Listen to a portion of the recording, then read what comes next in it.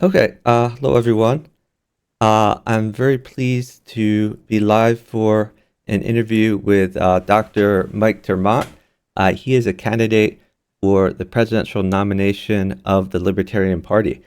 This will be an interview of at most 2 hours. That's the time we have allotted.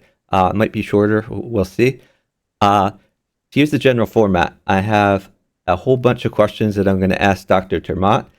This is not a debate, so I will not be engaging him in back and forth. We just want to hear from him, not from me. Uh, this is live on Twitch, but the main purpose is to put it on YouTube. So because of that, I will not be interacting live with the Twitch chat. If you have questions for Dr. Termont, you can put them in the chat, and time permitting, I will ask him at the end. He does have a hard stop, so we can't go beyond 2 hours. So I apologize if we don't get to your question. I do have a lot of questions for him. Briefly, a bit about me. I have been involved with the Libertarian Party since 2003. I've been to 7 presidential conventions. And As a delegate, I kind of have a good feel on what delegates care about. I'm also very involved with the Libertarian Party. I've been vice chair of the National Party. I started the Libertarian Party's Facebook page, which now has 750,000 likes. Through the Molten Maneuver, I have recruited over 250 candidates who have been elected to public office, not run, but been elected. So I'm very interested in the Libertarian Party and who our presidential candidate is. Dr. Termont is one of the leading candidates seeking the Libertarian Party nomination, and we will decide our presidential candidate in a couple weeks in Washington, D.C. So let's get into it. First, Dr. Termont, could you tell us about your background? Sure. And Chuck, thanks for doing this. I appreciate you taking the time not only for this, but having put together questions. You said you had something like 40 questions, and I know that a lot of your audience plays chess, so I find that fascinating. We have a fixed amount of time to get through 40 moves, as it were, so I don't want to waste too much time in any particular one. I think it's a terrific format that you've picked.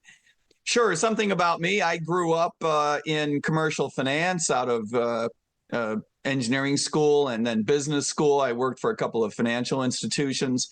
I was a Republican, at least I believed I was in my 20s. I later went back to graduate school in economics. I studied at George Washington University, which is to say a very pro-market environment, which put me in good stead. Earned another master's degree and a PhD there in economics. I went to work as a professional economist for more than 2 decades. I worked for the White House for a couple of years. I worked for a couple of international agencies. I had my own business. Myself and a partner of mine, a buddy of mine, we launched a business in strategic consulting and executive education, mostly in the financial services space. I spent almost a decade in Washington as a professional advocate for freer markets, greater competition, a deregulated environment. I've taught economics at 3 different universities. As a second career, I worked as a police officer, as a patrol officer. I was on the road for 11 and a half years in South Florida from the age of 49 to 60, which is to say until a couple of years ago. I had a good experience as a police officer. It's the reason that I spend so much time talking about the profound changes that we need to make to our criminal justice system. I believe that ours is the most oppressive criminal justice system in the world. And I'm willing to back that up. I don't tolerate a lot of debate on that one point. I think that the system that we have created does not serve our interests. I had a good experience as a police officer because I was able to find an agency that had a separate vice unit, so I didn't have to get involved with the stuff that I personally consider stupid, like the war on drugs or prostitution stings or things like that, and had a separate traffic unit, so I didn't have to get involved with the dopiness of a town asking us to raise revenue through ticket quotas and things like that. I was a police officer all the way through the COVID regime. I was very, very proud of so many of my coworkers who joined me in giving pushback to the administration. In effect, we were able to nullify quite a bit of what it is that the governor and the county was asking us to do. We were not in the business of closing social gatherings. I ran for Congress around that time. I started running for Congress in 2021 when I was still a police officer on a platform of standing against the mandates for vaccines, the mandates for mask wearing, a platform that included opposing the closures of schools. It was a difficult time, absolutely. But I was very proud of the Libertarian Party playing what role that it did play. A lot of us were frustrated that the Libertarian Party did not play a greater role. I believe that it was an opportunity missed. I've been running for the Libertarian Party's presidential nomination now for 2 years. I'm very excited about it, excited to see everybody in Washington in just a couple of weeks now. Thank you. So within that background, do you have executive or managerial experience? So overseeing groups of people. If you're elected president of the United States, obviously you'll be overseeing the whole United States infrastructure. So could you speak to that? Yes, I ran groups in the 1990s. I'm trying to remember the timeline. I ran a group of marketing professionals. I subsequently ran an entire division of marketing professionals and communication specialists. I've been responsible for the publication of magazines, what we used to call webinars, conferences and conventions, a library, and I had my own business. It was a small business. It wasn't like the division that I had run earlier with 30 or 35 people. But as anyone with entrepreneurial experience knows, just because your team is only like, a half a dozen people, you learn a great deal about management during those times. So yes, I've had managerial and executive experience. Thank you. Oh, why are you running for president? I'm running for president because I think we have a big opportunity. I think all of us would recognize that. But more to the point, I believe that this opportunity represents for the Libertarian Party and for those of us who are competing for the nomination, it really represents an obligation. I think that if you're waiting for a Republican politician, for example, to lead the charge back toward a constitution of delimited powers, if you're waiting for a Democratic politician to stand up for any element of the Bill of Rights at this point, I think you're waiting for something that's not going to happen. And so I think it's incumbent upon us as libertarians, as the philosophical descendants of the people that put together the Declaration of Independence, who wrote our Constitution, who created the federal government for only one reason, and that's to protect our individual liberties. It's incumbent upon us to lead the charge back toward some sense of sanity. Our government has gone off the rails. If we don't lead that charge, no one else will.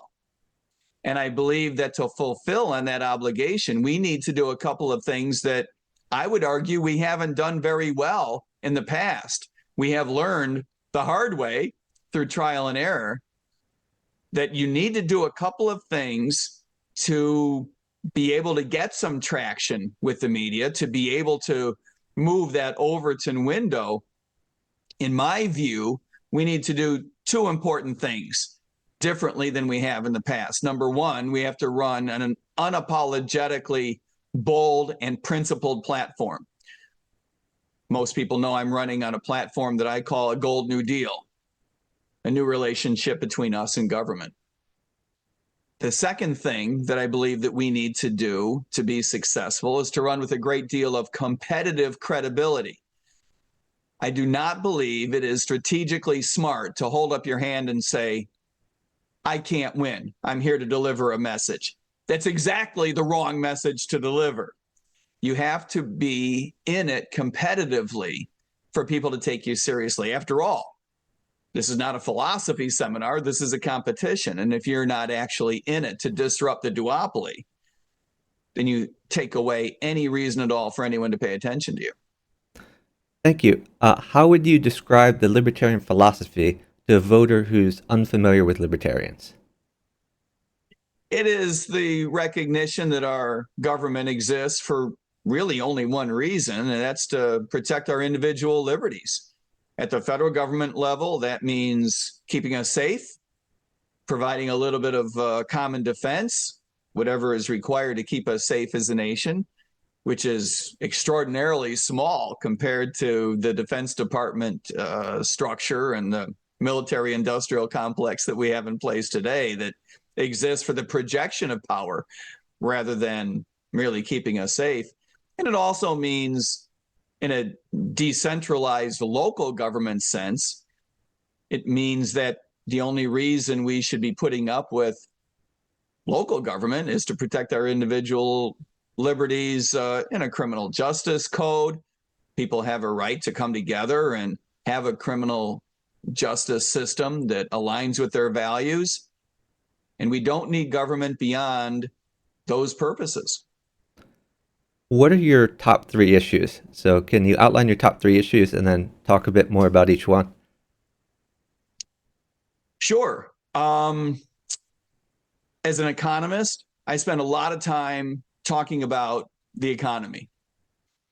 And that means a couple of different things. Number one, it means that our government needs to spend less money. It also means our government needs to stop printing so much money and creating so much inflation. So I spend a lot of time talking about an overall cap on federal spending. I also talk about ending the Federal Reserve System, lock, stock, and barrel, so we can get away from this silly idea of a discretionary monetary policy, which necessarily leads to inflation. The reason we need to focus on these two particular aspects of economic policy is because government spending is the root of much evil. It is the reason why our government taxes us so much, and it is the reason why our government has accumulated so much debt, which is bound to wind up in taxation in the future or a financial disaster. It is the reason why there's so much pressure on the Fed to create so much inflation. So we need to cap federal spending. This will take the pressure off of inflation, pressure off of taxation. It'll put more money in the long run back into our pockets. We need to remember that all government spending is theft, not just the piece that shows up as taxation. However, government finances its spending, all government spending is theft. It's theft from you, it's theft from me. We need for Americans to keep more money under their own control, more money in their bank account, more money in their pocketbooks. And the way to do that is to stop government from spending so much. We also need to end the Fed so that we can stop this runaway inflation, because it is, after all, inflation that plays such a major role in making it difficult for Americans to make ends meet. I think that we need to recognize that Republican politicians come and go and Democratic politicians come and go. It doesn't matter who's in the White House. It also doesn't seem to matter who is running the Federal Reserve System. No matter who is in charge, who these politicians are, the system itself rolls on and continues to create inflation. So we need to fundamentally change not just who is making these decisions, but how these decisions are made. We need to get the government out of this idea of having carte blanche to issue as much money as it wants. The third thing that I spend an enormous amount of time talking about is foreign policy.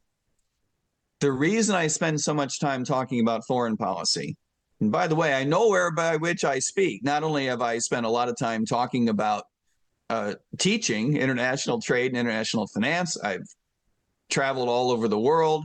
I've traveled to something like 36 different countries. I've sent my children to train in the Middle East. I've been around and I've seen the effects, including working for international organizations. I've seen the effects of bad foreign policy. The policy of the United States government has made us less safe, not more safe. And I believe that the answer is that we need to stop this idea of projecting military hegemony around the world just for the sake of it.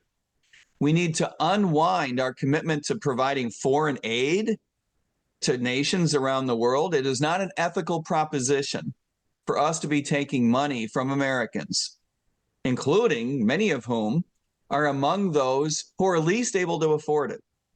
It is not ethical to take money from Americans and send it abroad in the form of cash aid to other governments or arms to other governments, or to use it to fight proxy wars among other governments. This is not an ethical proposition. This is something that we should not be tolerating as American citizens any longer. We should also be getting out of these long-term commitments that we have entered into, either explicitly or implicitly, that make us less safe. We need to send the signal to our Western European allies that we are going to be exiting NATO. Whatever your plan B is, now needs to be your plan A. If you're a European government and you believe that you need to spend 2 or 2.5 or 3% of GDP to keep yourself safe, now is the time to start doing that, because it is not an ethical proposition for the United States to be spending our resources to take care of your defense posture, particularly when you're not spending the money yourselves to take care of business. And we need to unwind the implicit commitment that we seem to have made in the case of Taiwan, which makes us less safe, and I would argue makes the entire world less safe. We need to unwind the signals that we have been sending that suggest investors should be investing in Taiwan. That's not a good idea. Politicians have gotten us into a self-fulfilling prophecy, have backed us into a corner of saying, well, let's encourage people to invest in Taiwan.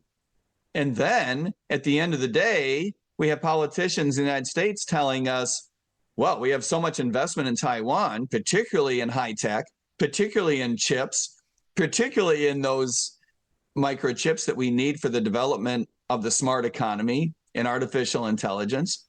We have so much invested there that now we have to protect Taiwan. This is an insane policy. We need to be sending this signal to the People's Republic that they need to be patient with us, but we will be unwinding our commitment to Taiwan in the long run. That's the way to make America safe, to make Americans safe, and to make American interests around the world safer. Thank you. Is there any plank in the Libertarian Party platform that you disagree with? And if so, which one and why? There's nothing I'm aware of that gives me heartburn. I have not gone through it with a fine-tooth comb, and I do not expect that the leadership of the party has gone through my platform with a fine-tooth comb, although I would invite them to do so.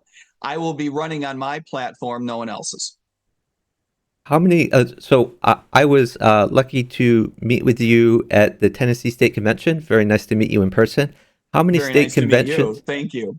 How many state conventions have you visited in person, and how many have you addressed remotely? I don't know the answer to that. Dozens. More than any other candidate. As a matter of fact, significantly more than any other candidate. Routinely, I find myself as either the only one there or one of only a couple. It's common for me to do 3 in a weekend. A couple of times I've done 4 in a weekend, and I don't mean remotely, I mean physically. And no other candidate does that sort of thing. So I have been to many more than others, but I don't have a number. I suppose in total over the past couple of years, 40. I don't know. That's great. Let's talk about your campaign infrastructure. Who is your campaign manager? Jim Turney. A lot of you know Jim, with perhaps the only exception being yourself. I think that Jim probably has more Libertarian national campaign experience than anyone else in the United States. Jim is a former chairman of the Libertarian Party, elected a couple of times, I might add, some time ago. Jim is a great guy. We have a team of 20 professionals. We don't pay them a great deal of money, but we have 20 people on our payroll. And Jim has been a long-term member of our campaign, but only recently has come on as a full-time chief of our campaign, and we're very excited that that is the case. Yeah, Jim is a wonderful guy. That's a great get for your campaign. Do you have a It is. coordinator in all 50 states? Do we have a coordinator in all 50 states? No. No. How many? There How are many do you some think? states How where many we do you think don't you have have? someone who uh let's put it this way. I guess it depends on how you ask the question, what you consider to be a coordinator. We have a relationship with someone in each of the 50 states. Yes, that is absolutely true. But we don't have someone that is posted on our website that is that we're paying. We don't have a professional in each of the 50 states, if that's what you mean. Okay. How much money have you raised so far? Not including my own money, Sure. probably on the order of $20,000. It's not been a focus of ours. Um, as you know, the fundraising really doesn't begin in earnest until Memorial Day. We will be ready on Memorial Day. We already have a relationship with several professional fundraisers. We have Gaby Cordova to lead that team, the former fundraiser for the LNC, and other professional fundraisers. So we're in good shape to turn that corner. We have a PAC already in development, but no, we haven't, in any serious sense, we haven't engaged in any fundraising activities whatsoever up until now. Where can people find out more about your campaign? So your website, social media, things like that. Sure. We're on, yes, Instagram and Twitter. To the Twitter handle is at Tremont Mike.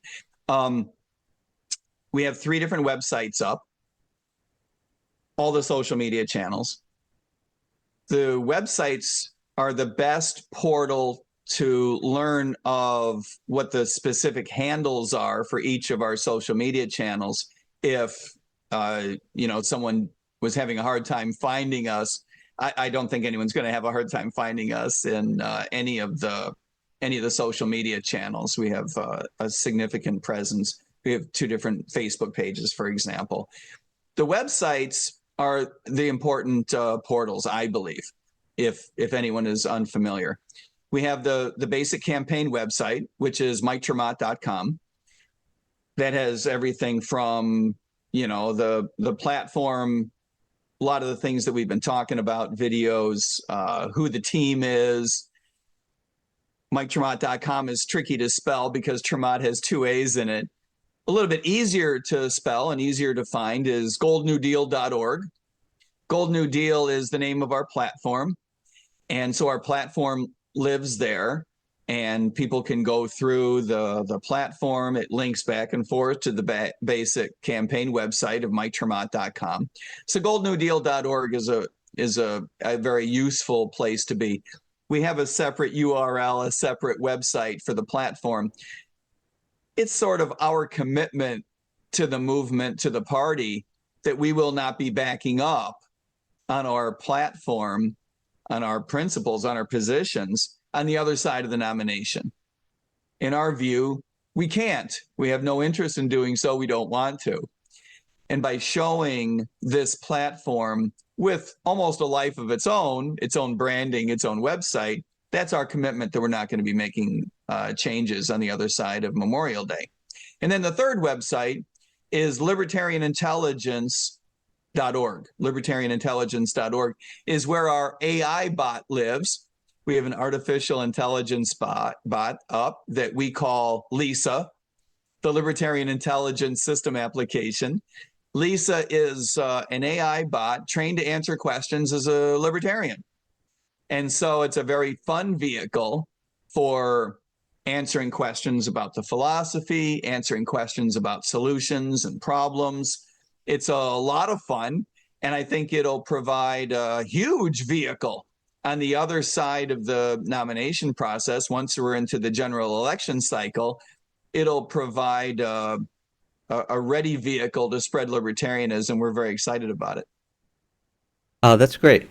So, if you get the nomination a couple weeks from now, obviously fundraising will ramp up considerably. Will you be supporting ballot access with campaign resources, or will you leave ballot access entirely to the national committee and state parties? There will be a couple of places where, depending on timing, right, because it all comes down to timing, there will be a couple of places where we'll be able to make contributions. The timing is such that that's not typically the case, as you know. But there will be certain specific instances in which we're able to make contributions. And just as importantly, being there physically. I just came back from spending a few days in New York petitioning.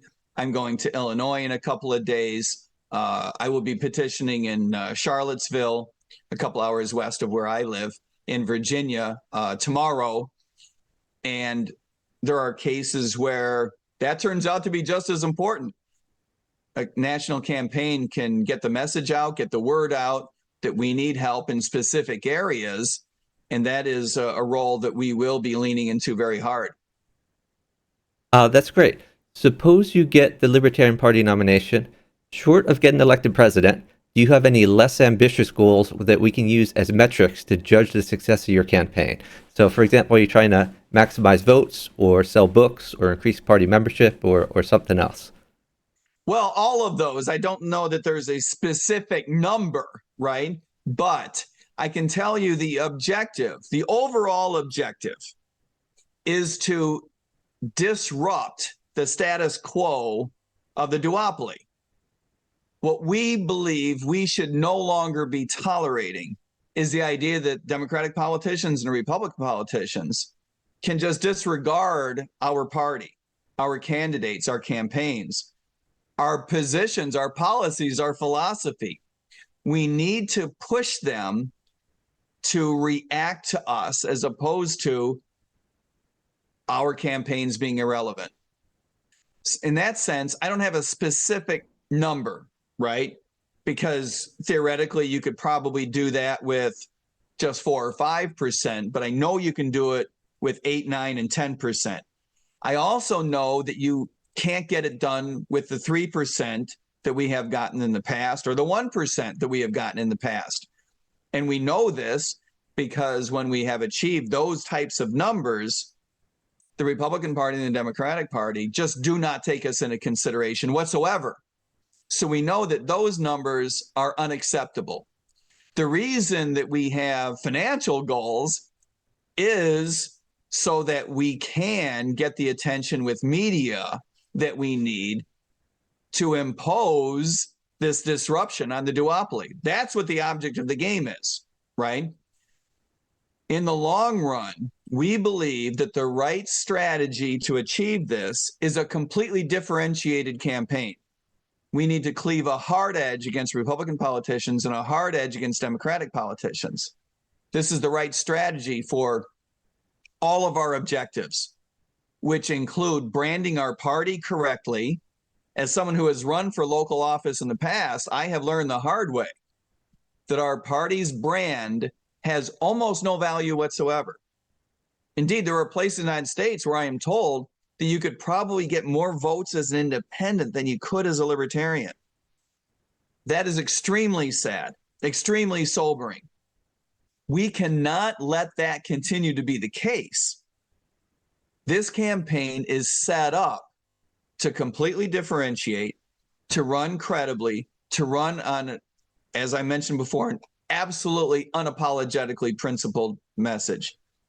So the objective is to brand the party for the benefit of future candidates and down ballot candidates. That is what it will take to disrupt the duopoly. And when we do that, the media will take note and react. That's what's going to bring in new members. You cannot bring in new members if people see that your party is irrelevant. We have to be relevant, and that means forcing Republicans and Democrats to react to us. So the answer to your question is, ultimately, when you see Republicans and Democrats changing strategy, whether that's in their policies or in their campaign, for example, where they travel to, right? When you see those reactions, the media will pick up on that. We need to be in a position to take credit for those changes. That will get us noticed. So ultimately, that will result in greater membership and greater fundraising opportunities for our party.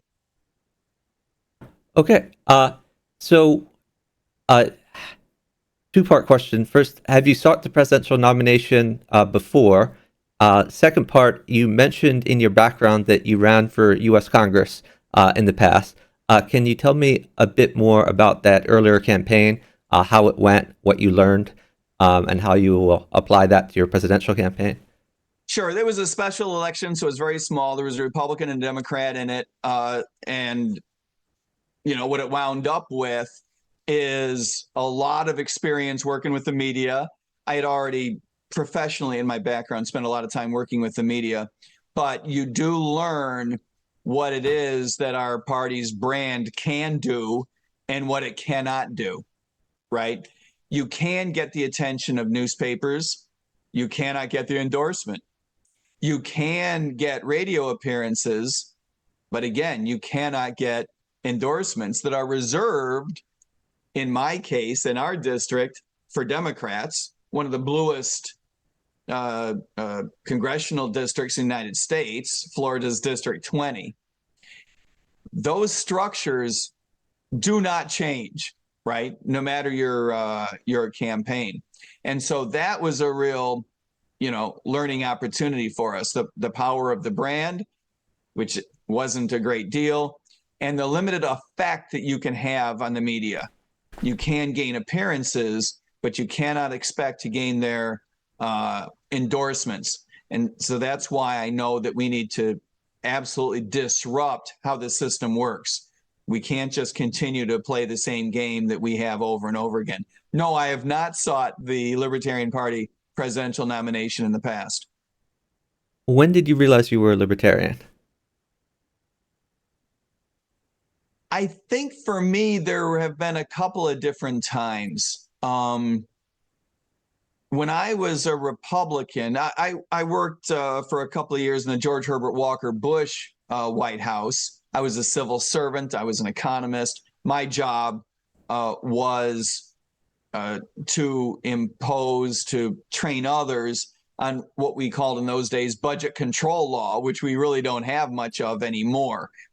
Nor was it a silver bullet at the time, but it did provide some value. That was the president who famously said, when they come looking for new taxes, I'll say, read my lips, no new taxes. And then went back on that pledge. That's a sobering moment for a young, fiscally conservative Republican economist, right? You start to wonder, what does it mean to be fiscally conservative? What does it mean to be a Republican? Who took my boss's brain and replaced it with someone else's? It's a very disconcerting moment. I think that was the beginning of the end between me and the Republican Party. But I definitely remember there was a time several years later, and I remember it starkly. A buddy of mine and we were at a birthday party, and he was a Republican. I was still a registered Republican at the time, though no longer active with the Republican Party. And he was trying to convince me that the issue of same-sex marriage was an important issue, right? In those days, the Republican Party was earnestly against same-sex marriage. And we had not yet engaged in an argument about what our position should be. That came later. But I was asking him, why is this important to the party? Why is this an issue that a whole lot of people are amped up about? You know, explain to me why I should even care, much less care enough to argue with you about it. And I'll never forget what he said. He said, "You're a libertarian." And I remember what I said, which was basically, "I don't say mean things to you. Why would you say such a horrible thing to me?" And it was the beginning of a multi-year process. I didn't become registered as a libertarian until 2011, I believe, around the time I became a police officer. I had come to libertarianism from what I would call the right-hand side, which is to say a belief that the economy works better when the government leaves us alone, that our lives are better when we can make decisions for ourselves. It's a matter of efficiency, right? Life is better. And it was only a little bit later that I came to libertarianism from what I would call the left-hand side, which is to say, even if it were not the case that our lives would be better when we make decisions for ourselves. In other words, imagine a world in which socialism actually worked. It's a thought experiment. Use your imagination. If we lived in a world in which the government really could make decisions for us that were terrific, imagine Hayek was wrong, right? Imagine if the government could really make decisions for us that were good. The question in this thought experiment would be, should the government have the authority to do so, to make decisions for you, if it could make better decisions for you than you could yourself? And I believe the answer has to be, and has to always remain, no. That the reason we make decisions for ourselves is not necessarily because they're so much better decisions. It's not only our right to lead our own lives, to make decisions for ourselves, to define happiness by our own standards, to define our objectives, to define success as we see fit.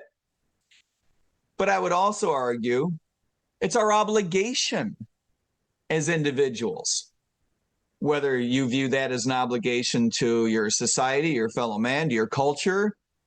Those of us who have grown in lives of faith would argue it's our obligation to our Maker to lead lives that allow us to find the path that is best for us, because it is the path that will bring us closest to our Maker and do the best job possible at developing our culture and our society the way it should. That's what I call coming to libertarianism from the left-hand side, if that makes sense. Definitely. How long have you been a member of the Libertarian Party? Like I said, I think it was 2011. I'm sorry. Maybe I misheard. I thought you said that's when you registered as a Libertarian voter. You meant that's when you joined the Libertarian Party? Oh, yes. I guess I don't have my wallet right here, but Oh, my no, that's membership okay. says 2011, I think. Okay. So two-part question. Have you been active in your state and county affiliates? And have you served in any party leadership positions? I have not served in state party leadership positions.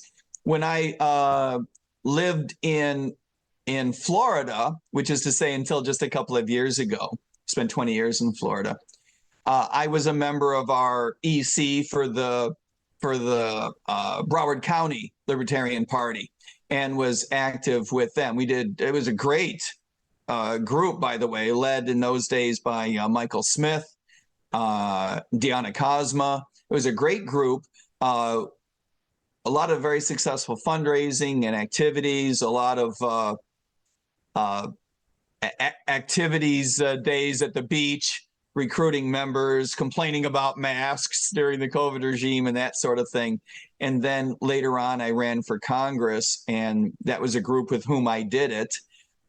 And that turned out to be a tremendous vehicle for getting people more involved in our county affiliate. It turns out that a local campaign can be a wonderful recruiting vehicle because you're out meeting people and spreading the message, and people see that you're enthusiastic and the people are out there, campaigning, but it also gives people a chance to recognize that their philosophy, their values, their principles align with yours. And so it turns out to be a great recruiting vehicle. Do you vote Libertarian? So have you voted Libertarian the last few presidential elections, for example? Yes, yes, I do vote Libertarian. I know that I missed a cycle. I want to say 2 cycles ago. Like I was working or something, and I missed a cycle of actually getting to the polls. Shame on me. I think that everyone has an obligation to get their butt to the polls, even if it's difficult. But I know that that I haven't made every single one. I've missed one. But I have voted Libertarian since 2012, absolutely. And I have enjoyed doing so. I think that when you vote your values, when you vote your principles, that's what really gives you the feeling that you are not wasting your vote. I think that when you vote for a party, you send the signal that you think that party is doing a good job. And I think it's hard to argue that you should be voting for the Republican Party or the Democratic Party, even though it doesn't align with your values, because you think it's doing a good job. I think that a lot of Americans are going to wake up to the idea during this cycle that if you're voting for one of the duopolistic political powers, you're wasting your vote. Let's circle back to policy now. Tell us what you would do in your first 100 days in office if you were elected president of the United States. A lot to unpack there. Let's start with foreign policy. I've already gone over that a little bit, but in the very first few days, you've got to make those phone calls to Western European nations, heads of state, that we're going to be exiting NATO. You've got to make a number of phone calls to indicate to people we're going to be closing bases, that we're going to be bringing troops home. In many cases, you cannot immediately unwind some of the leases for bases. Some bases are controlled by treaties. I get all that. But you've got to start the process right away, because you can bring a lot of troops home, even regarding bases that you cannot close immediately because it's controlled either by legislation or a treaty. But you can start that process right away, and there's a lot that you can do unilaterally. You also have to start making a lot of phone calls to let people know that American foreign aid is not something we consider to be ethical or, as a practical matter, a good investment. And so we're going to be winding down that program right away. So there's a lot that needs to be done in foreign policy immediately, very, very fast. With regard to domestic policies, there are any number of heads of agencies that need appointments that are libertarian minded, because the object of the game is to move legislation against these agencies. What we want to do is shut down as many agencies as possible, as quickly as possible. And that's typically a 2-step process. You need to appoint libertarian-minded cabinet heads and other agency heads to winnow down the power of these agencies so that they become irrelevant and so that we can move legislation against them. That's a process that has to be started right away, and appointing those critical individuals is extremely important to get done as quickly as possible. Through executive order, we can reduce a great deal of the regulatory structure that is imposed on the United States by the federal government. We can make much federal regulation subject to the approval of individual state governors. That's something that most people are not aware of. It's an enormous tool that can be used. Now, in a state like California, maybe it doesn't matter too much, right? But there will be states out there that take you up on the effective offer for them to nullify federal regulation through executive order of their governors. And we're only looking for a couple to take us up on the idea as demonstration effects so that some states can seriously, significantly, and rapidly deregulate their business environments, as well as regulation that affects the behavior of their individual citizens. There's a lot you can do there. By the way, there's a significant proportion of regulation that comes out of the federal government that a libertarian-minded president can end right away unilaterally. Not all of it, but a significant piece of it. That has to be done right away. Just to give you a couple of other examples, obviously 100 days in a libertarian-minded administration is enormously packed. You need to send the signal that we believe that you have a cap on overall federal spending, and we're going to be vetoing anything that does not fit underneath the cap that we set. That's important. We need to replace the heads of the Federal Reserve System to get people in there that believe, as I do, that we need a rules-based system that no longer allows the Fed to issue money willy-nilly and impose on the rest of us this high inflation regime.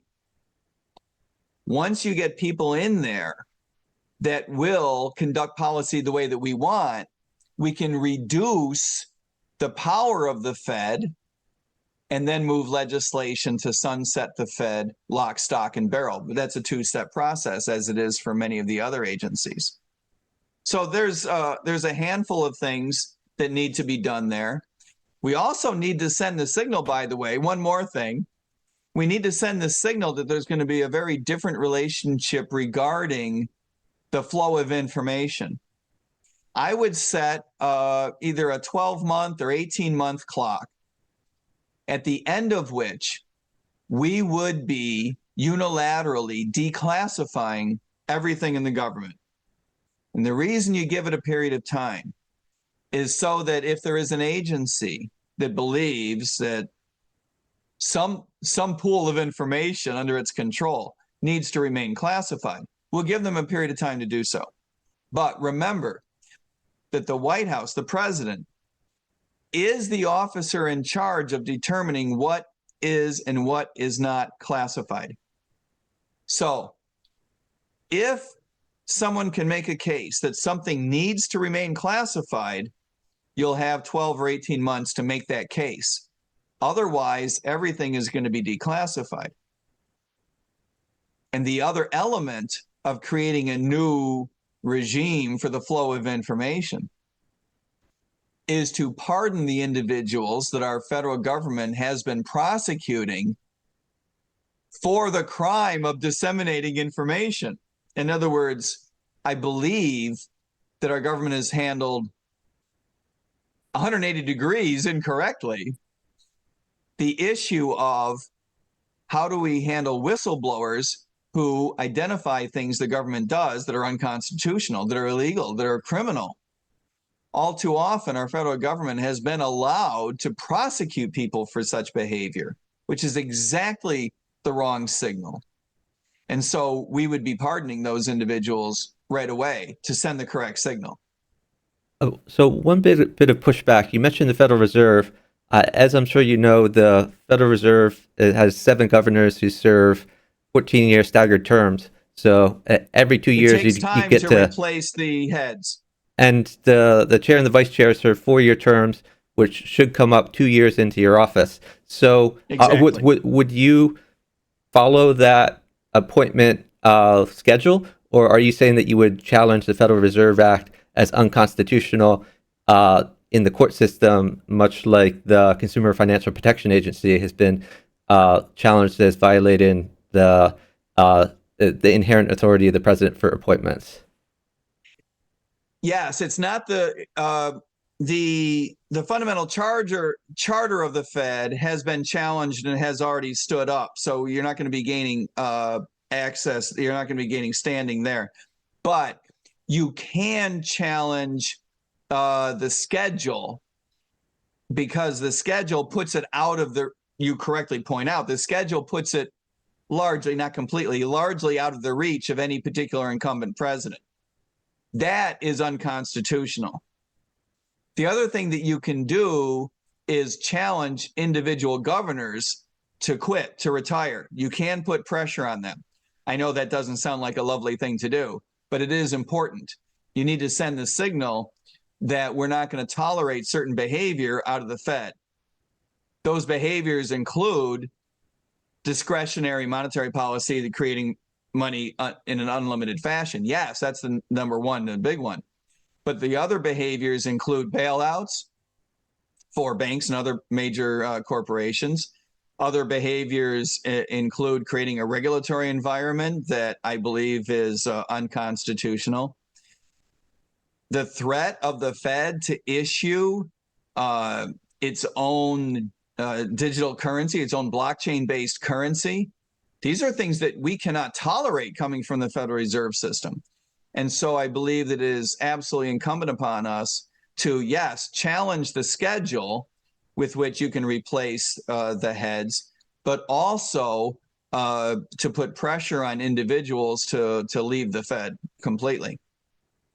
So this next question is kind of related to the question I asked before, and maybe you've already covered all of it, but I'll ask it anyway in case you want to follow up with more. So what if you were elected president, but Congress was solidly Republican or Democrat?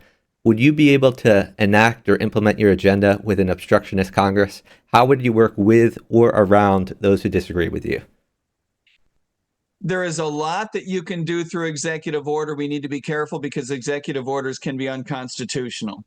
And I do not believe that it's a good idea for us to expand the power of the White House just because we believe that what we're doing is smarter, better, more constitutional in the long run, more adherent to the spirit of the Constitution. So we do need to be careful. But having said that, there is a tremendous amount that you can do through executive order, including reducing the size of these agencies. For example, you can't get rid of the FBI by charter, but you can get rid of virtually all of the agents by detailing them out to other organizations, including state police organizations, by the way. But you can reassign employees from one agency to another. This gives you enormous power and latitude to reduce the power of most agencies. That turns out to be a major answer to your question, as well as making federal regulation that legislation won't let you sunset, making it subject to the approval of individual state governors. That's critical. Having said that, will there be things that you need Congress to cooperate on? Absolutely. As an example, I believe that Congress will be much more warm to the idea of that overall umbrella on federal spending than it will be to retiring particular programs. In other words, I don't believe you're going to get a lot of success asking any Congress to sunset a particular program, a particular welfare program, Social Security, or any of a number of other programs, right? Congress is loath to vote against these programs that it considers politically popular. But history has shown that Congress is much more warm to the idea of an overall umbrella. And an overall umbrella you can impose to a certain extent by the White House itself just through the veto mechanism. So you can get a lot done, and there are various techniques that you can employ to get Congress to go along with you in certain circumstances. For example, consider base closures, right? You go to a certain senator and you ask for support on your program of closing bases abroad. They say no. You put in front of them two lists. One is a list of bases around the world. This is a list of bases that I want to close. The second list is a list of bases in the United States, including some in your state. Senator, if you don't help me with list A, I'm coming after list B. And I'm going to tell people it's because you wouldn't work with me on list A. I'm going to tell people in your state that that's the reason. There are various pressure points that you can push even with these relatively powerful politicians. How should America respond to the conflicts in Ukraine and Israel? We should be becoming less and less and less involved. I wish that we hadn't gotten involved at all. I think that it is becoming increasingly clear. I think Americans are recognizing increasingly that our role in military conflicts around the world has not served our interests. I think that most Americans are also coming to the conclusion that it is not an ethical proposition. So, regarding Ukraine, I think most Americans would agree that it is not an ethical proposition for us to take money from Americans and use it to fund this proxy war with Russia. I think a lot of Americans have heard Republican politicians say explicitly that most of the reason we're doing this is to reduce the power of the Russian army. I don't think most Americans would say that that is one of our strategic objectives for which we should be paying thousands of dollars per person. So it is a matter of ethics, but it is also a matter of just objectively speaking, what works and what doesn't.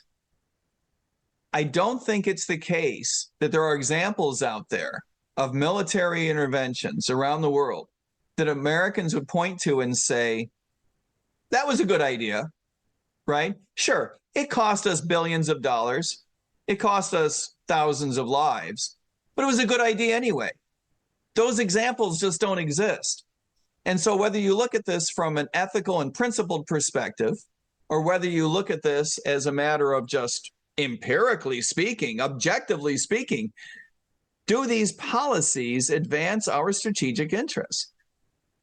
Most people are waking up to the idea that the answer is no. And by the way, consider, and I believe that this is on the minds of many Americans still, the invasions of Iraq and Afghanistan. It wasn't billions of dollars. It was trillions. And it wasn't thousands of lives. It represented, American policy was the cause of the loss of more than 1 million lives. These are not things that most Americans believe are in our interest. They do not align with American values. These are not decisions that Americans would make if they were in charge. So this is how you know that your government is being run by people who have different values than you do, because they make different decisions than you would make, and then they cover them up. With regard to Israel, similarly, we need to unwind. We should not be in a position in the first place where we're held accountable by decisions made by the Israeli government. By the way, nor should the Israeli government be in a position where they're held accountable for decisions that we make. And mark my words, I do believe that by the end of 2024, the Israeli government itself will come to the conclusion that the relationship with the US government is not one that in the long run they view as being in their interests. I believe that they will seek a freer hand in determining their own foreign policy than to be all tied up with Washington. We need to end foreign aid to Ukraine, to the Israeli government, to the governments of Lebanon, Egypt, and Jordan, to the Palestinian Authority, to Hezbollah, to Hamas. All of these people these organizations have received hundreds of millions in individual years, in some cases billions. The Israeli government routinely receives billions of dollars of aid annually from the US people. We need to unwind those policies. Those, in effect, they have become like commitments, and they are not legal commitments. They are not in our interest, and we need to pursue a different path, a more independent path, and allow these organizations to pursue more independent paths themselves. So let's rewind to the years 2019 and 2020. If a libertarian president had been in office at the time, how should that libertarian president have dealt with the coronavirus or another pandemic? Hopefully, a libertarian-minded administration would have dealt with, for example, the CDC, right, or the FDA in advance of the disaster coming. Remember that the Trump administration was in power for years before COVID hit, right? If a libertarian-minded administration had been, and that could be with a capital L or a lowercase l, although I don't see it very likely that a Republican or a Democratic politician would have a libertarian attitude. But if there were a libertarian-minded administration elected in 2016, hopefully the CDC's power and the FDA's power would have been substantially reduced. I would hope that those agencies would have gone away by the time October of 2019 hit. If that were not the case, if a libertarian White House were looking at the same situation that the Trump White House was looking at in 2019, and shame on whoever the president would be looking at that same situation, at the very least, you need to be more honest with the American people.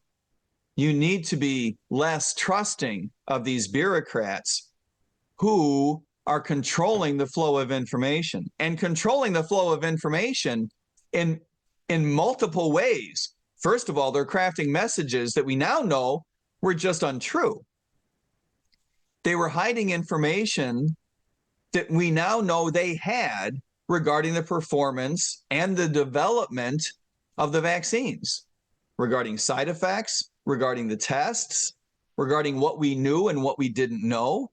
By the way, hiding information about how the virus itself originated, which I find very weird. Of all the things I would expect the government to lie about, I wouldn't have expected the government to decide to lie about that unless it had something to cover up. Oh, it turns out it did. That it was funding through a couple of shell corporations, so it's indirect, but eventually American government money, which is to say your money and my money, American government money found its way to the Wuhan laboratory for the purposes of gain-of-function research. Whatever Anthony Fauci says, it's still true that that's gain-of-function research, even not according to his limited definition. And that style of research, quite possibly that particular research project, is what led to the development of the virus. And by the way, Chuck, let's all hope that we someday find out that the virus escaped from that laboratory as an accident.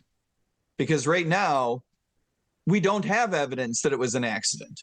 And this allows people to wonder, as I think a lot of people wonder, was it not an accident? We can't be living in a world where we have a government so undeserving of our trust that we contemplate the possibility that it or another governmental partner or some agent of one of these governments was responsible for the release of such a virus. We now know that these agencies were responsible for the development of the virus, which is bad enough. So the answer is soup to nuts. Virtually every step along the way should either have not occurred whatsoever or handled completely differently. particularly in terms of the flow of information. Now, however you feel about the disclosure of information, the decisions that were made regarding affecting Americans' behavior were completely unconstitutional and unethical and stupid. And those are three different things. This whole idea of economic shutdowns, telling organizations they weren't allowed to open, telling individuals that there are certain aspects of their lives that they were no longer able to pursue, completely unconstitutional. Indeed, to the extent to which individual states were making these rules, the federal government should have been suing the states to block them. The one thing that we want the federal government to do, besides keep us safe from invasion, the one thing that we want the federal government to do is to stand up for our individual liberties, to stand up for the federal Constitution. In other words, to block states from violating our rights. And of course, not only was the federal government not interested in standing up for us, it was egging on these state officials in making these almost insane rules. So these rules were, in my view, unconstitutional. They were also, in my view, completely unethical. In other words, even if you didn't have a constitution, even if you didn't have a Bill of Rights, even if there was no legislation, nothing that would legally preclude these decisions, they're still unethical for some group of people to tell others what you can and cannot do because you yourself are fearful of what might happen with a virus. Who are you? Who do you think you are? And what makes you think that anyone should consider you smarter than anybody else? So I think that these decisions were not just unconstitutional, but profoundly unethical. I also think it's worth mentioning, and this is a lesser point, I recognize, but I'll throw it in there. These decisions were also stupid. It turns out that the imposition of vaccine mandates was not even on grounds of science to be smart, right? These are unethical. These are unconstitutional and stupid, which is a completely third criticism. The economic lockdowns, the social lockdowns, the masking requirements, all of it, non-science. But fundamentally, what we need is a separation between state and science, not just because the science was stupid, not just because it was unconstitutional, but because it's unethical. We need to live in a world in which our government does not pursue matters of science. It is what creates this incentive structure for the government to lie to us, to censor what it is that American citizens are saying to each other. Oh my Lord. We need a complete separation, not just because the science was bad, but because it's the right thing to do. And by the way, that's the difference between libertarianism and Bobby Kennedy. We agree that the vaccine mandates were horrific, but Kennedy believes that that's the case because of the bad science. And I'm telling you, I don't care how good the science could ever be. I don't care how good the vaccine could ever be. We can never allow a government to tell us anything regarding what we need to do, how we need to change our behavior, to coerce us into changing our lifestyles, to take a vaccine, to shut down our business. Thank you. We're broadcasting live on a gaming website. Obviously, this will be put on YouTube later. But could you tell me a bit about your hobbies? Do you play any video games or board games or card games?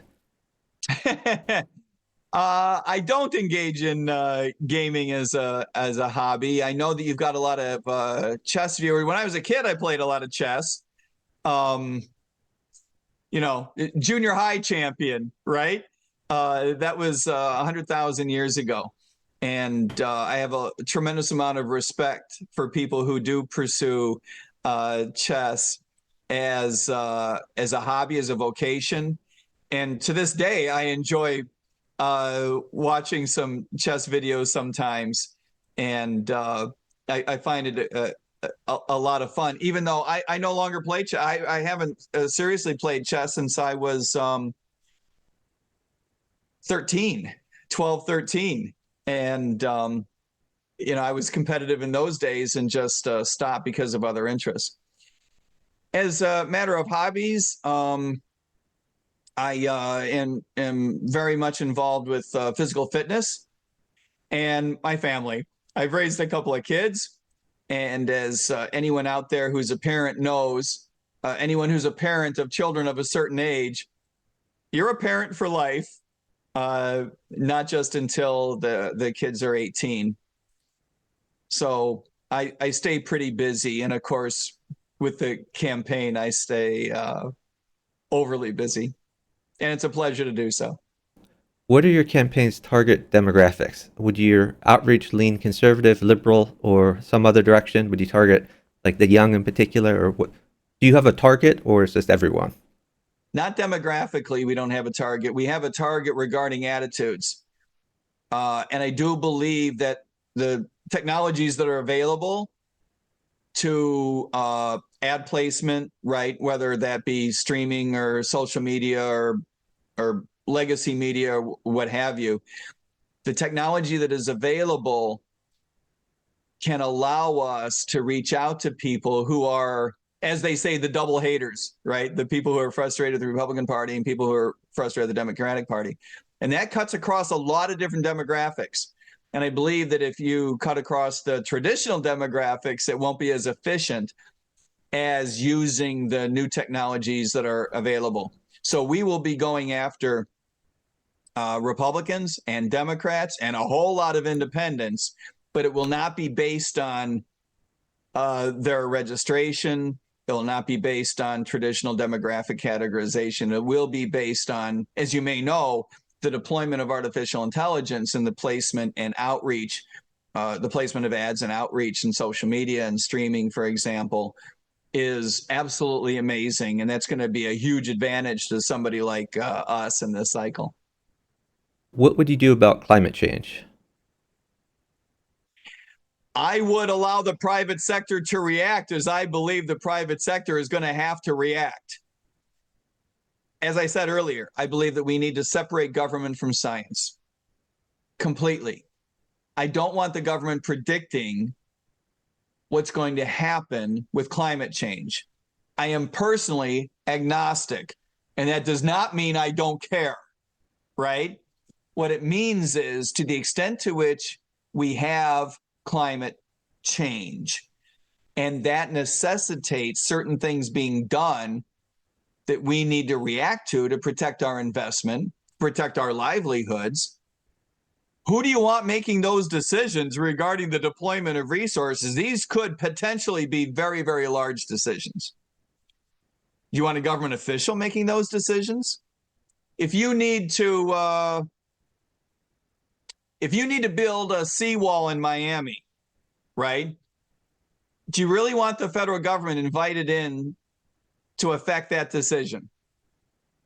Either through financing or bringing experts, or worse, controlling the flow of information, trying to move the good people of Miami, the good people of Florida, get them to move in one direction or another, to believe certain things that the federal government believes about the science. We cannot tolerate science being controlled or even influenced by the government. So I believe that we need to get them to stay out of it. There may be important decisions that need to be made in the future. Maybe not. But there may be important decisions that have to be made in the future, and I don't want the government making those decisions. What kind of judges would you appoint? And do you have a short list for Supreme Court? I don't have a short list for the Supreme Court, but I can tell you that judges need to adhere to my own personal view of the Constitution, which is strict construction, originalism, meaning the original intent of the Constitution, not the way that someone has decided to interpret it today. I think that one of the things that's gone wrong with the Supreme Court is that we have invited politicians in to serve as Supreme Court justices. In some cases, explicitly individuals who are politicians.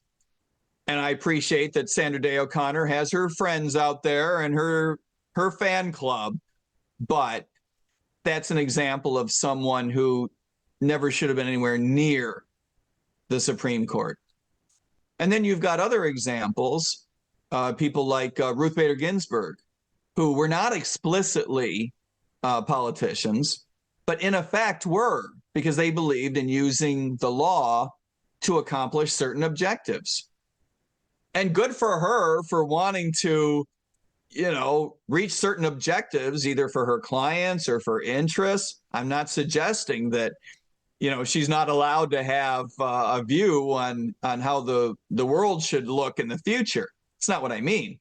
What I mean is that if you believe that the law should be, in effect, changed, in effect, reinterpreted, in order to advance your views of how government should work, that is not someone who should be anywhere near the Supreme Court. Thank you. Republicans and Democrats have a very large pool to tap to fill the executive branch with appointees. How would you staff your departments? Do you have anyone in particular in mind for cabinet level or below? Chuck Moulton, giving you a hard time there. There are more people than you might think, right? First of all, there are more people than you might think. There are significant experts within our party, within the Libertarian Party. But there are also people out there who are libertarian-minded, not typically in the political sphere. Sometimes they're in think tanks. I know that we've all been disappointed by the behaviors of certain think tanks up until this point, recently, I should say. A lot of us have been disappointed about certain things that have come out of the Cato Institute in the last few years, as an example. But if you're careful about it, there are a lot of experts in a variety of think tanks, the Mises Institute, American Enterprise Institute. Once in a while, you even find important people at some of the conservative organizations, and sometimes even at the liberal organizations. If you pick individuals with specific areas of expertise where that their attitude, their policy prescriptions align with your attitude, that can be done. So there are individuals out there who can fill many of these roles. The other thing that needs to be said is you don't need to fill all of these roles. You don't need to fill all 7,000 political appointments that you're allowed. What you need are agency heads that are ruthlessly libertarian, who in effect pledge to reduce the size and scope of these agencies in order to winnow down their political power in preparation for moving legislation against the agencies lock, stock, and barrel. So you're not looking for, 1,000 people the way you would be if you were a Republican. You're really looking for more like 100 great individuals, not 1,000 mediocre ones. Okay, so the next question really you already addressed when we talked about your top 3 issues, but I'm asking all the presidential candidates the same questions, so see if you want to add anything. How should we handle the debt crisis? You got to spend less money. The root of all financial evil in the government is the government spending too much money. And the way that you address that is with an overall umbrella. And that needs to eventually be imposed through legislation, but in the short term can be handled through the veto power of the White House. That is how you must handle it.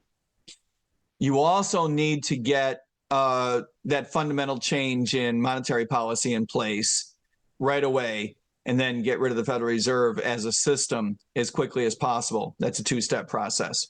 So you need to handle those 2 aspects.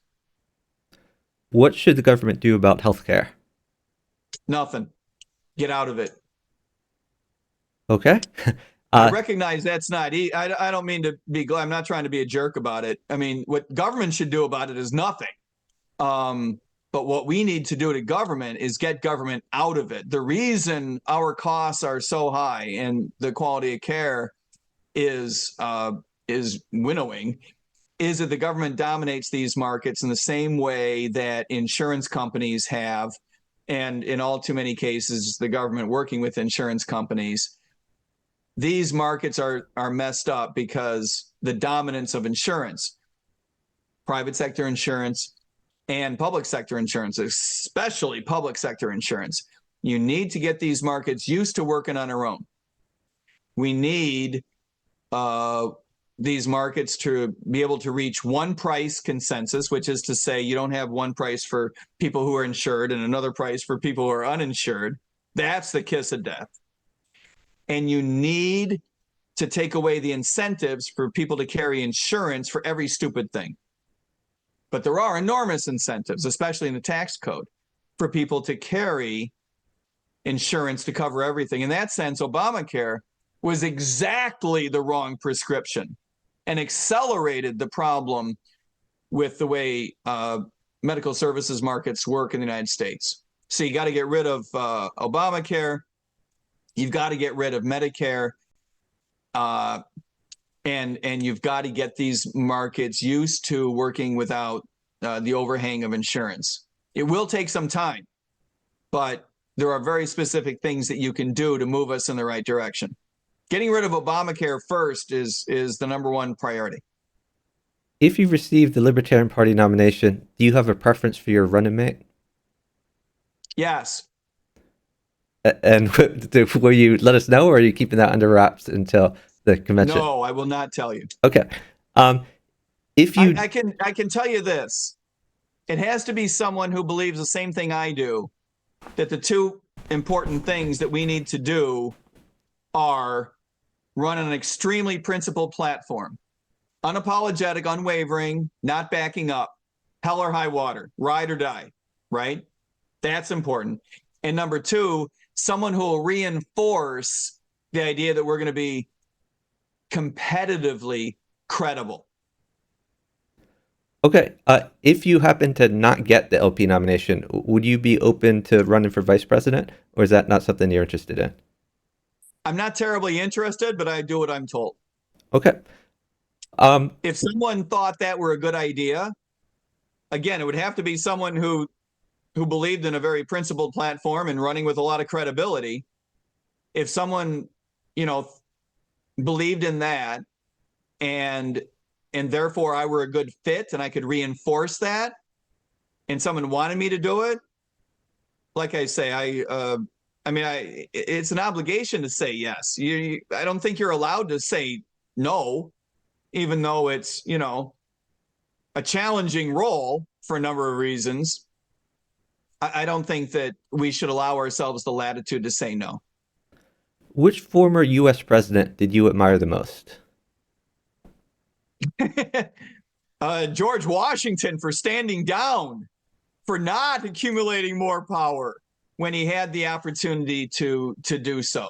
I was very impressed by that. I am not impressed by people who try to bring more power to themselves. That bothers me. What politician, living or dead, did you admire the most? Can I pause this for 1 second?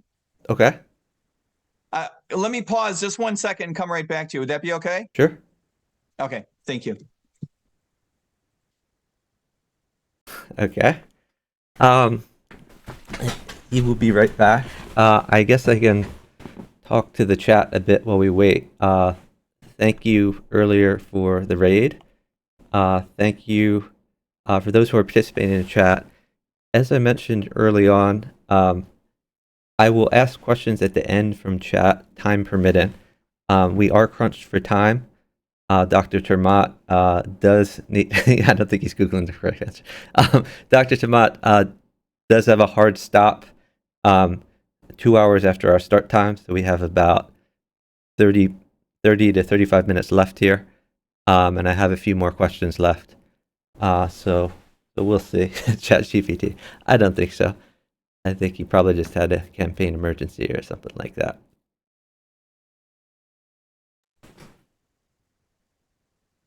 Thank you. No, it was just a household emergency. Everything is fine. Oh, of course.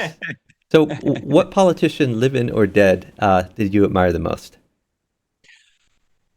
I do admire individuals who do not bring power to themselves. For me, that matters a great deal. Um,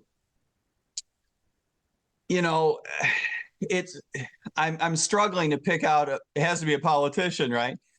Um, I think that we all naturally gravitate to politicians who achieves extraordinary things during times of war. But that's not what particularly floats my boat, right? What floats my boat is when someone has the opportunity to gain power and passes over that opportunity. That's why I mentioned George Washington, because he is arguably the most famous example of someone who declined the opportunity to continue to gain power for the sake of it, to remain in power or to gain greater power. So I'll stand by that for the moment, unless I can think of something over the next few minutes. Okay. So, of the prior Libertarian Party presidential campaigns, so we've been active political party since 1971, over 50 years. Which presidential campaign most closely resembles the type of campaign you want to run, and why? I liked a lot of what Harry Brown did because he was able to, in so many cases, make the point that your life would be better, right?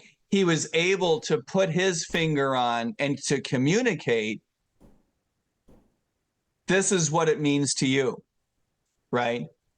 Capping spending. It's going to mean lower taxes in the future, means you're going to be able to keep more resources, more money in your pocket. That ability to communicate what it actually means to individual Americans, absolutely critical. If you could change one government policy, what would it be?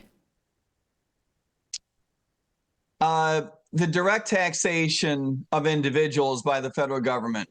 I believe it is the root of much evil. I believe that it is an inappropriate relationship for the federal government to have that direct financial connection. We need to get rid of the IRS and an income tax. I just believe that to the extent to which the federal government needs money, it should be forced to go to state legislatures for it. Do you have any endorsements that you're proud of and you want to highlight? I'm afraid that I would alienate someone that I neglected to mention. Um, I'm, oh boy, if I don't want to alienate anyone by picking out the wrong one. Um, I received a very high grade, the highest grade, from the Medical Freedom Caucus. And that meant a lot to me because I like their attitude. Well, obviously, my attitude and theirs dovetail, or else they wouldn't have given me such a high rating, right? But I think that we've made a lot of progress, even over the past couple of years inside the Libertarian Party, understanding that we need a separation of science and state. And so that represents not just an alignment of how they feel, that caucus feels, and how I feel. That would be terrific enough. But the reason I picked that out as an example is because I think it represents a real advancement in how we see things as a party and as a philosophy, as a group of solutions representing our philosophy. What are a few of your favorite libertarian books? I love Hayek. I've read a lot of Hayek. I read when I was younger, and a lot of people might not consider this a libertarian book, which is one of the reasons why I'd like to point it out. By the way, I'm a big Thomas Sowell fan. I'm going to forget to mention that because I'm coming back to something else.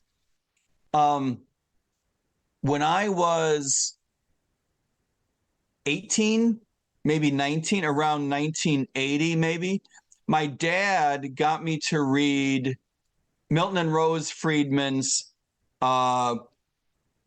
Free to Choose was the name of the book. And Free to Choose, you may recall, was the name of his series of videos.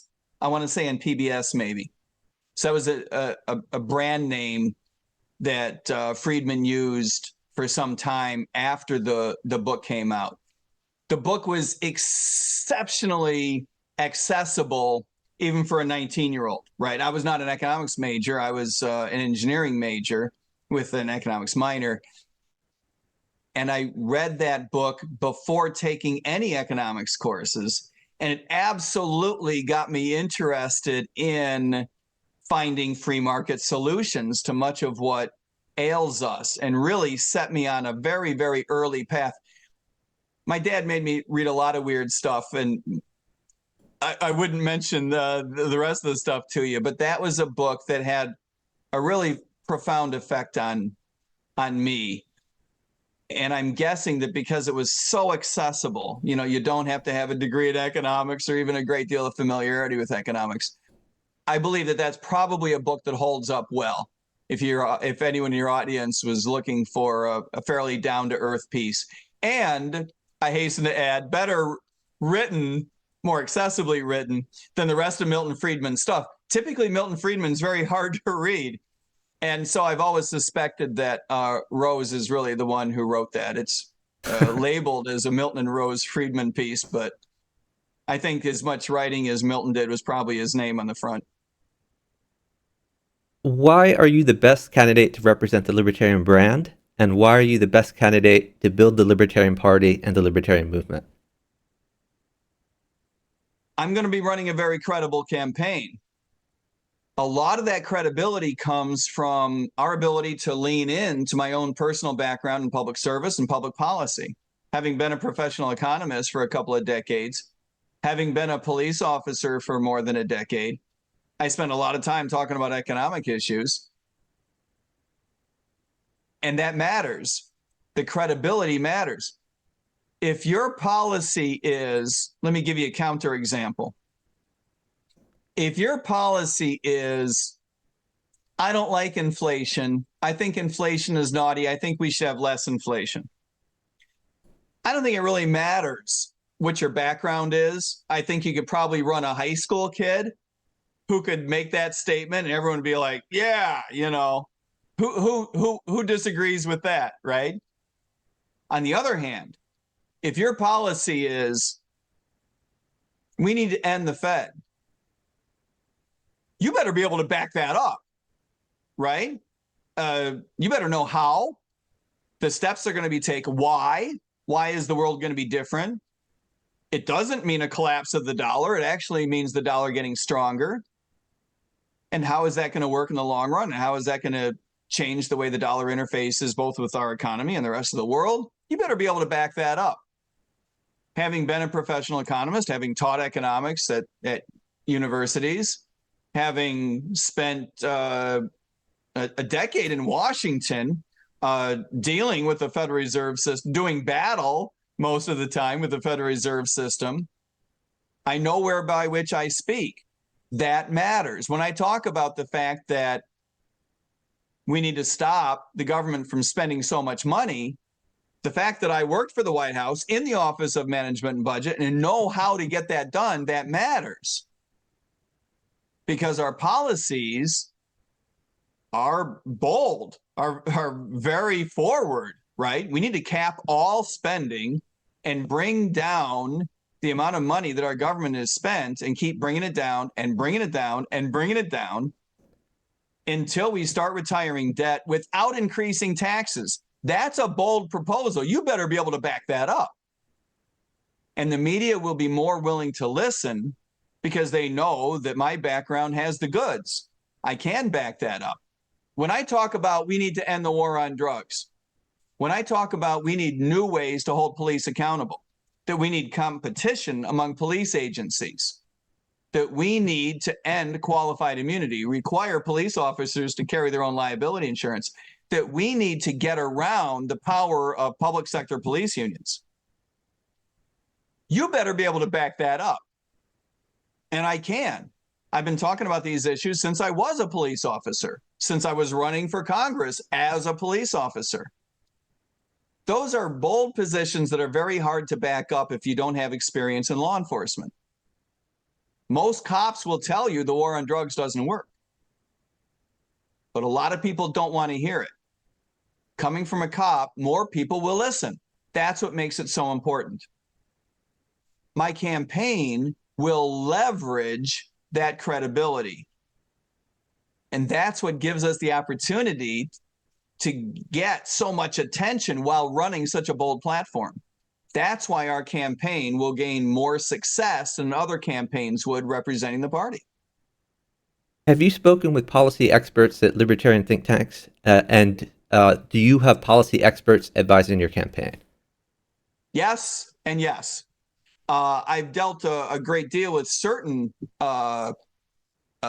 think tanks more than others, right? But I have a long history. I've been in working groups with AEI, with Cato, back in the day before Cato said, things that we don't like. Working groups with the other think tanks in Washington.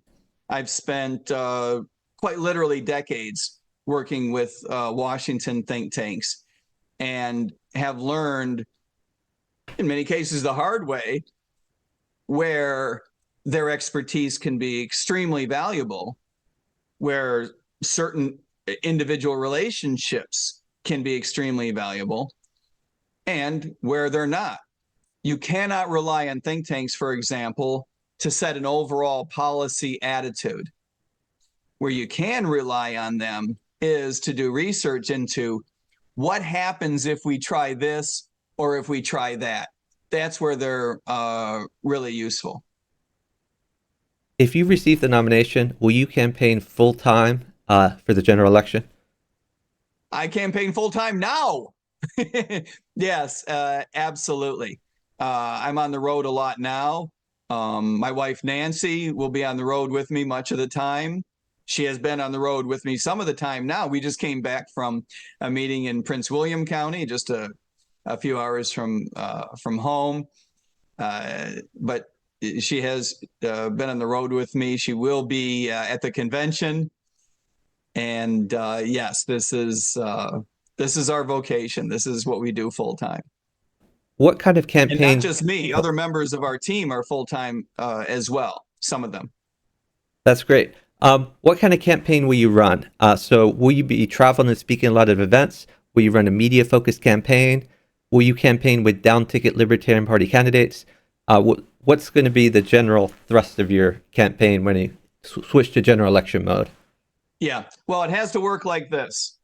They have to be gears that fit together. The object of the game is to reach as many people as possible.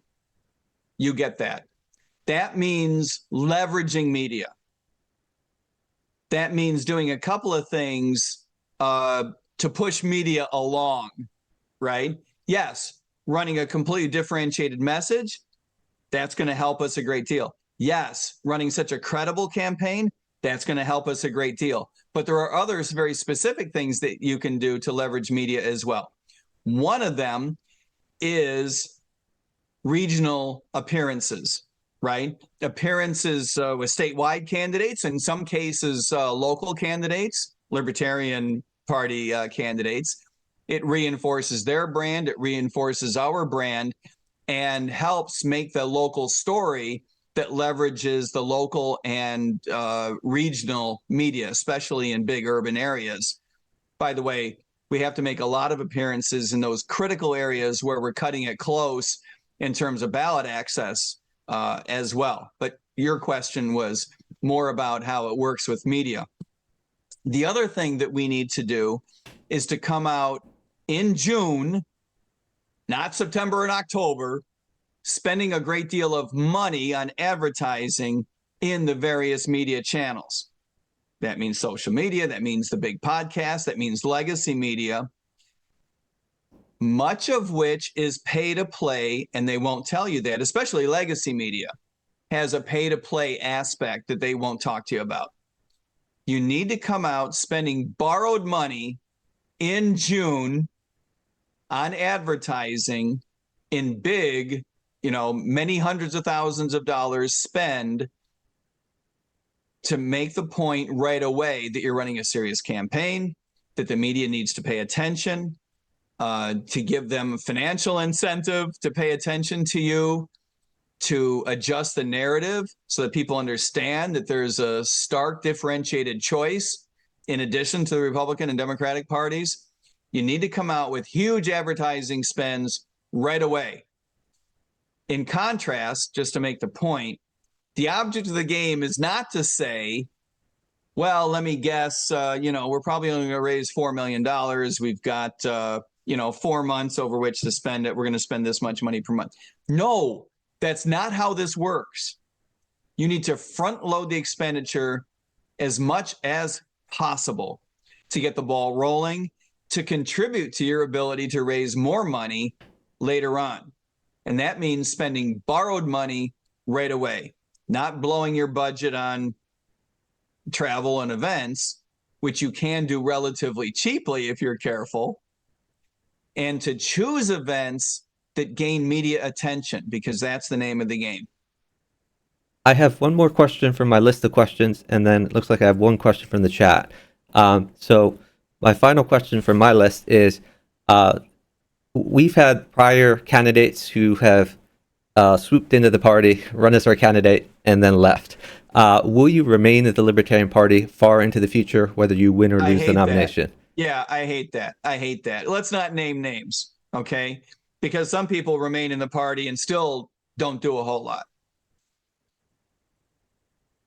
How do I say this politely? Not everyone is Spike Cohen, right? I get that.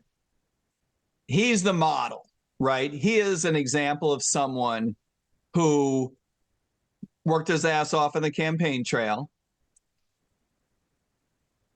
built a following, and was able to leverage that for us, right? For us. That's the model.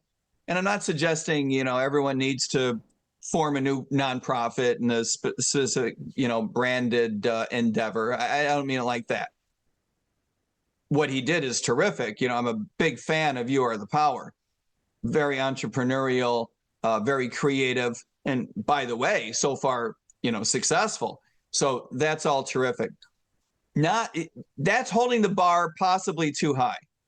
But that's what it is that we should be setting as the example of what we want done. Remember, whoever is the nominee will naturally develop a following. Your job is to make that following not merely as large as possible. Yes, that's part of it. But to make it as adherent as possible, to give people a reason to hang on to your campaign so that following can be turned into new members, new donors to the party, so that following will hang with you in future years for the benefit of the party. That's what this is all about. We're not talking about building a profile and a following for an individual for the sake of that individual. And we're sure as hell not talking about building that following and that profile for that individual for it to just be dropped and for us to be able to extract no value from it in the future whatsoever. No, the whole point is to develop this asset that we can use as a party. By the way, that completely dovetails with what our strategy needs to be to gain the most attention as well. Let me, at the risk of hurting some feelings, let me illustrate by a counterexample. We all remember when Gary's, and a lot of us are Gary fans for one reason or another, right? So this isn't personal. We all remember when Gary Johnson's campaign began a relatively rapid implosion when he said, "What's Aleppo?" The reason his campaign imploded was not because he forgot the name of a city in Syria. And I'm not letting him off the hook. That was a mistake. He shouldn't have made the mistake. Okay. But that mistake is not the reason his campaign imploded. The reason his campaign imploded is because when he made a mistake that anyone could have made, and most of us will make some sort of mistake, right? I will make a mistake. Anyone who's the nominee is going to make, all politicians make mistakes. The reason his campaign imploded is because when he made the mistake, he had not already given people a reason to hang on to his campaign. Contrast that with Donald Trump. And don't mishear me. I have a long history of disliking the Donald. I was in New York in the 80s. I know what this guy is. I'm not trying to develop for anyone, a weird sense of admiration for Donald Trump. It's not what I'm suggesting.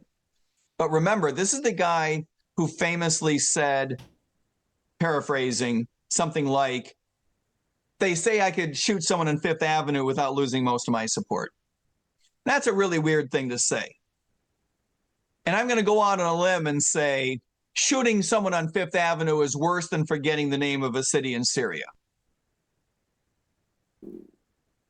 But I'm not sure Donald was wrong in the sense that he says things dumber than "What's Aleppo" all the time. Arguably daily, certainly weekly, he says stuff that's dumber than that. And he doesn't lose support. Why is that? Because he makes clear to his constituents, to his followers, what it is that they're following. People know why they either hate him or love him. And if he makes a mistake, he doesn't just automatically lose his support. That's where we went wrong in Gary's campaign, is he had not given people a sufficiently principled message that would grip people and give them something to hang on to when he made the inevitable mistake. Does that make sense? Absolutely. So I have two questions from the chat, potentially three questions, though we are running short on time. It looks like we have about 10 minutes left.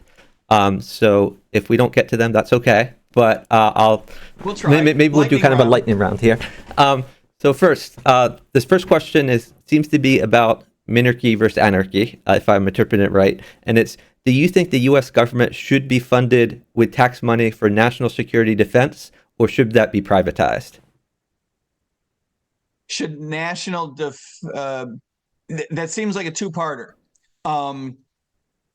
National defense can be privatized in the sense that you can hire contractors. Yes. And in fact, I'm a big proponent not only of hiring private schools, but hiring private police agencies, because I think that government should be able to contract out. I think it's the stepping stone to getting the government out of providing school services altogether in the long run.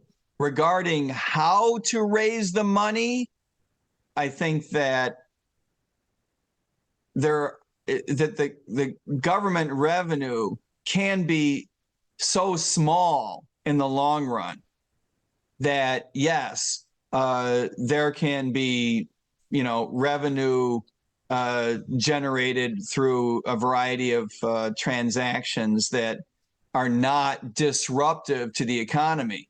The object of the game is to avoid disrupting the economy and changing economic behavior through taxation. That's what it is that we're trying to end. And yes, the government can eventually be small enough that the way that it raises revenue does not change decisions that people make. Now, if you're talking about, can national defense be handled in the private sector? Yes, absolutely it can, but it would still require revenue. Then it becomes a question of how would those organizations, even if they're in the private sector, how would they raise revenue? Would they be able to generate revenue on a subscription basis? I think that that's an open question. I don't think that that should be rejected out of hand. Absolutely. I think it needs to be explored. But I do think that that is not a question for 2024. I think it's an important question. And it may well be where we get to in the long run. But in the short run, the object of the game is to winnow down the projection of power by the military industrial complex of the United States government all the way down to a truly defensive posture. And that's going to take several years. So you mentioned you worked for the Bush White House for the 10 or 11 years, I believe. No, just So, a couple of years. oh, I I'm worked sorry. in Washington for a decade as a professional advocate, Oh, but I oh, worked for the White House for just a couple of years. and did you work at the Office of Management and Budget, or where specifically did you? Um, Yes, what in the was Office of your Management and Budget. I so was a civil servant. what was your role at the Office of Management and Budget, and what would you do differently in the executive office of the president, to change the Office of Management and Budget? Yes, I was a civil servant. I was an economist. My job was to help the rest of the office. The Office of Management and Budget was, I want to say, about 400 people. My job was to help the other economists and the budget analysts understand budget control law, how it worked, how to hold various budget accounts accountable to that law, identifying situations where the law might require haircuts to take place, transmitting information to the Hill so that the congressional offices and Senate offices and committee offices understood how the White House viewed the law and how we believed it should work. So there's a lot of communication and analysis involved in that job. I was a civil servant. I was not a political appointee, if that matters. How would I change the Office of Management and Budget? It absolutely has to be the case that we impose that umbrella of spending that I was talking about, and that we very credibly transmit to Congress the idea that we will be haircutting accounts, all of them, if the budget of required spending does not get underneath the cap that the White House sets.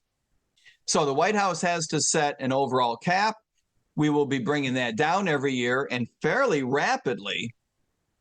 And the implications of that need to be transmitted to Congress so they understand what's coming, and to get them on board with it politically.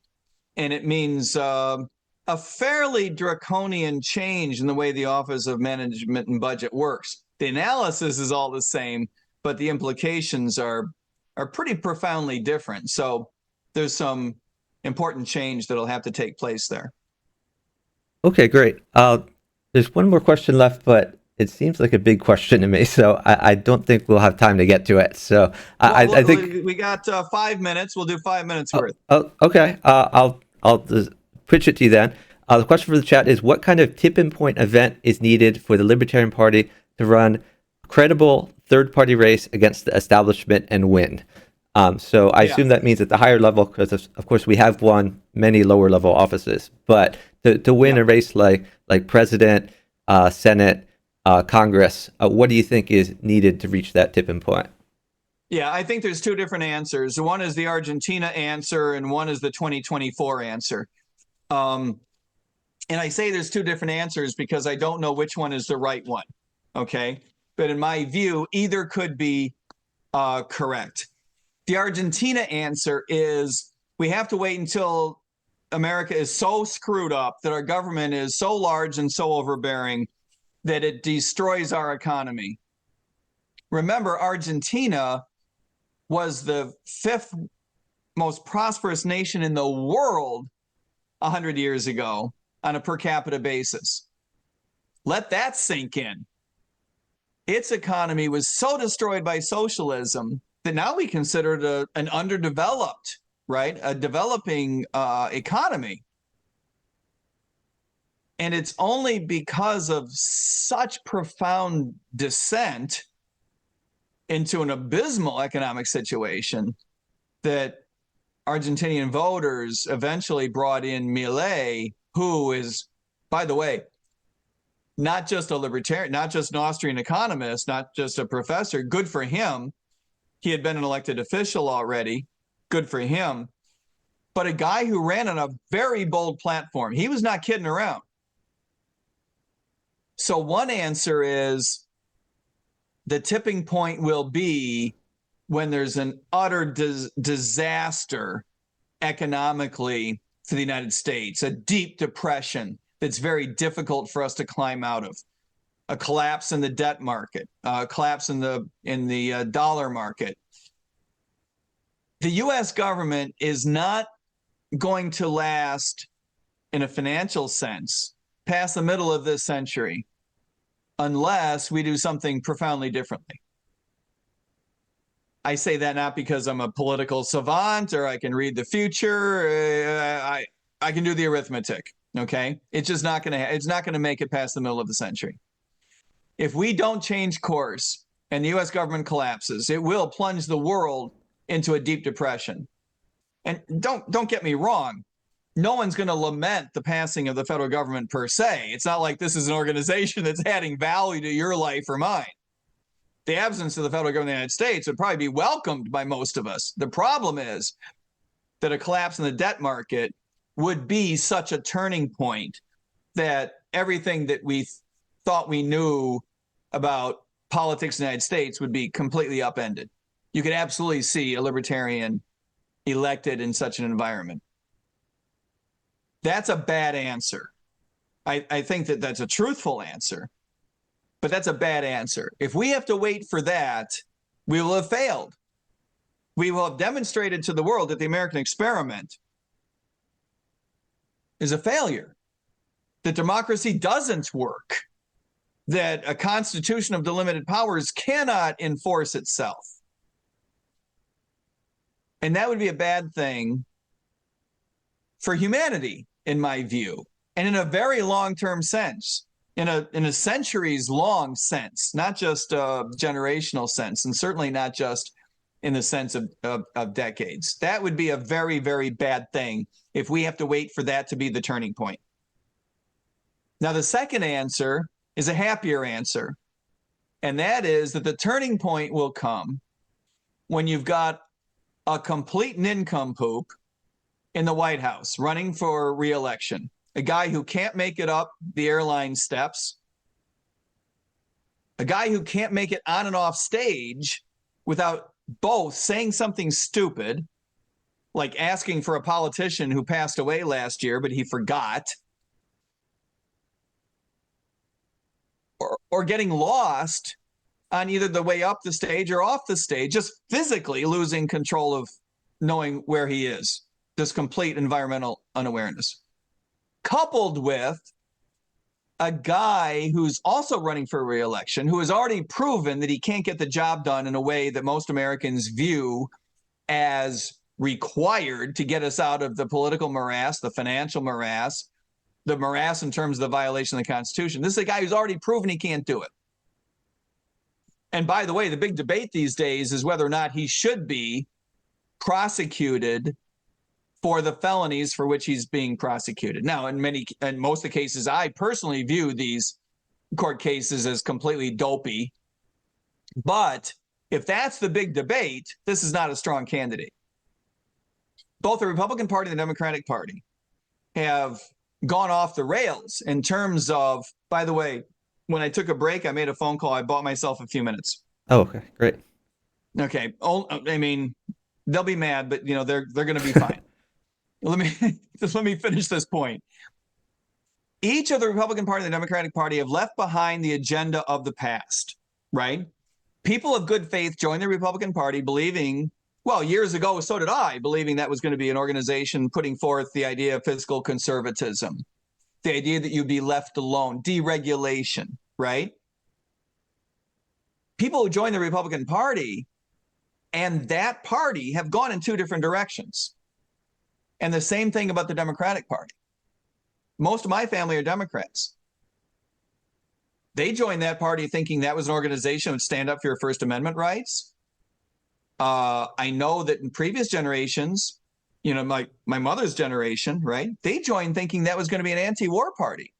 Wow, right? That party and my mom have gone in two different directions. So what I'm trying to say is the tipping point could be when you've got two ridiculous candidates. You've got two parties that have left behind their previous agenda. By the way, we know empirically by looking at other nations around the world that when parties leave behind their previous agenda, that's where authoritarianism grows.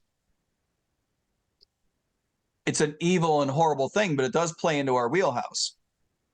The tipping point could come from two bad candidates, two bad parties that have left behind their previous agenda, and running for ourselves a campaign that is, yes, credibly competitive and completely, and this is so important, and I do believe that we have minimized the importance of this in the past, and we got to stop doing it, that is completely committed to a principled platform. Because if we even smell like a Democrat or a Republican, we will have undermined our strategic capabilities, our competitive credibility. And we will have missed our opportunity, and I believe we will have missed our obligation. Are we looking at a tipping point this year? I don't know.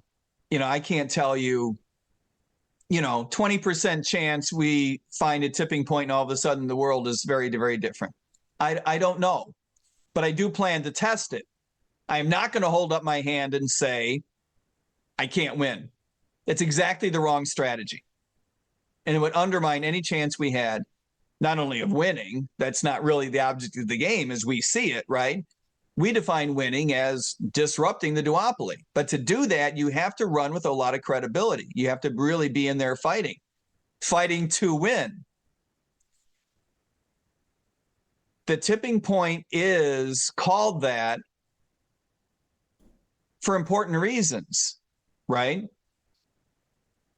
When that change comes, it's a very, very powerful thing. You look back on prior changes in our, not just in our politics, but in our society and our culture, change can happen quite rapidly. As they say, it happens very slowly and then all of a sudden.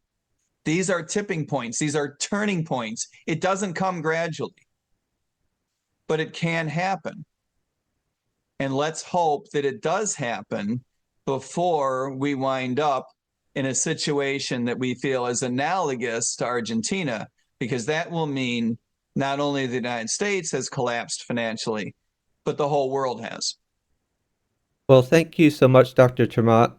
Very sorry for keeping you over a little bit. Really appreciate you No, thanks. taking I appreciate you being nice about it, and I appreciate you giving me, I apologize for interrupting you earlier. I had to take care of that, and I also had two Labrador retrievers invading the office here.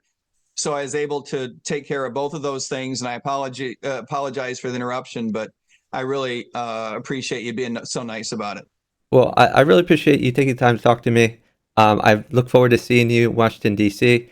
If you have any last words, now's the time to do it. But otherwise, we wrap it up.